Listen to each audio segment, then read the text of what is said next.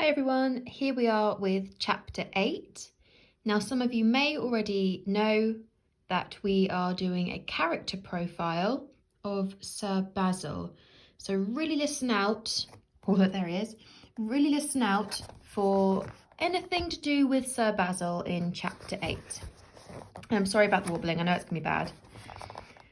All through the night and all through the following day, the race ran on, and all sorts of adventures and accidents befell the other sleds. Before long, there were only 5 sleds left.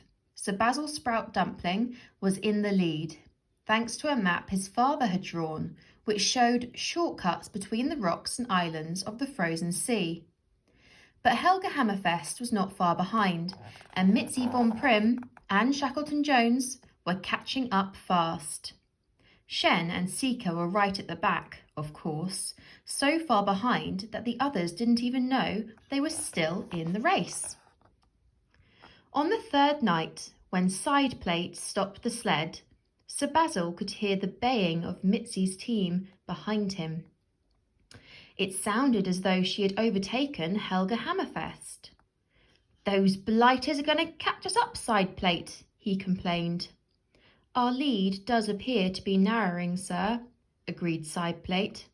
Sir Basil rubbed his mittens together gleefully. "We'll soon get rid of them.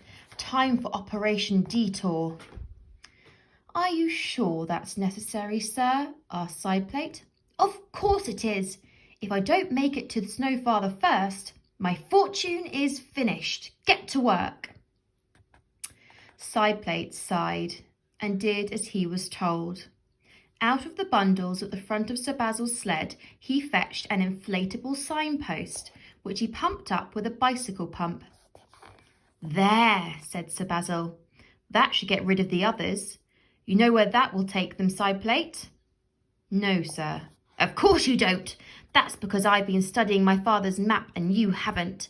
It will lead them straight to the Lost Hope. Daddy saw it from a distance when he came this way all those years ago. He told me about it. A few of the other competitors went to have a closer look, and they were never seen again." "How troubling, sir." "Not for us, it's not.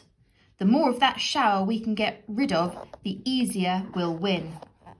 Come on, Side Plate, onwards to the pole." "Very good, sir," said Side Plate unhappily. He turned on the small portable snow machine on the back of Sir Basil's sled. White flakes covered their tracks as they sped away. The sign stood where they had left it. Soon Mitzi von Prim's sled came speeding up, turned sharp left and followed Sir Basil's detour.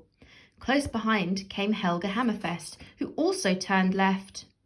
Then, a little while later, Shackleton Jones arrived. "Thin ice, eh?" he said. "Better take the detour, Snowbot." "I am not detecting thin ice ahead," said the robot. "It is safe to proceed due north." Still better not take any chances, eh?" After that, it was very quiet for a long time. The night grew colder and colder.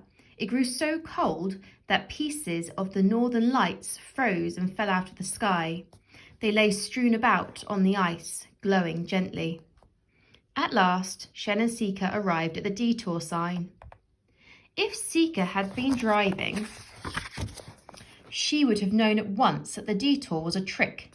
Her grandpa had told her enough stories of his race, that she knew there was no such thing as thin ice, not that far north, not in a true winter.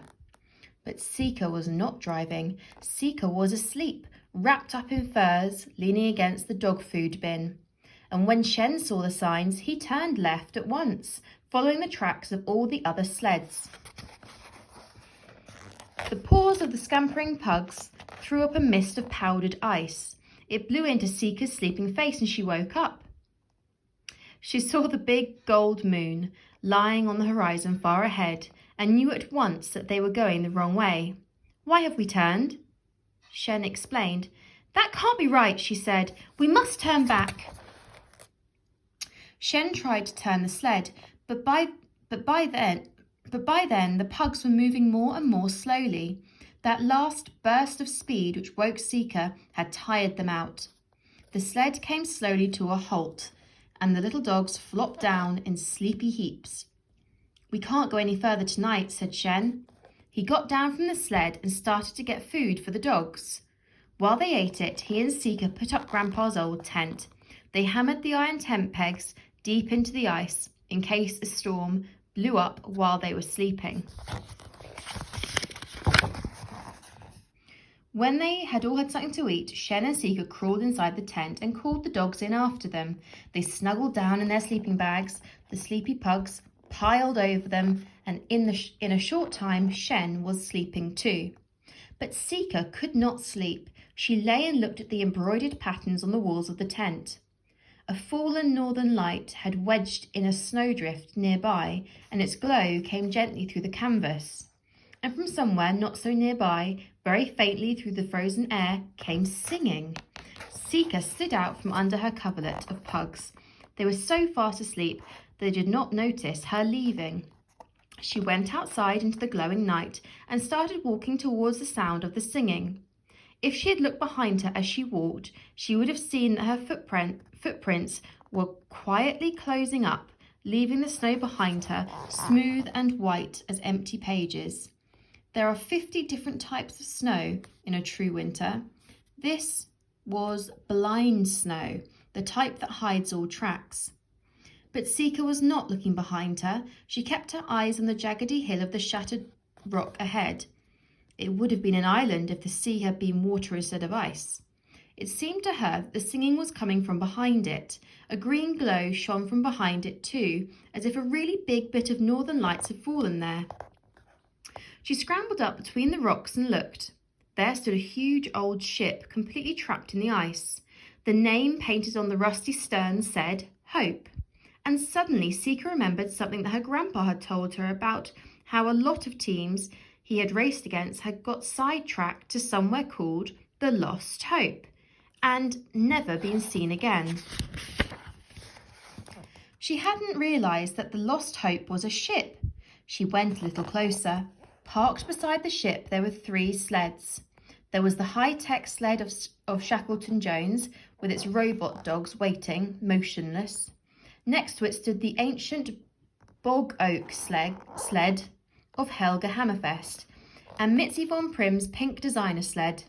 Mitzi's dog team and Helga's polar bears snoozed beside them. But there was no sign of their owners. Above the sleds, fragments of fallen northern light had been hung up along the Hope's rusty side. That was where the green glow came from. The light spelled out 3 words. Yeti Noodle Bar. What a strange place for a noodle bar, she said to herself. Who would sell noodles all the way out here? A huge, hairy, white hand reached out from behind a rock and grabbed her by the hood of her anorak. A huge, hairy, white voice rumbled in her ear. Yetis would.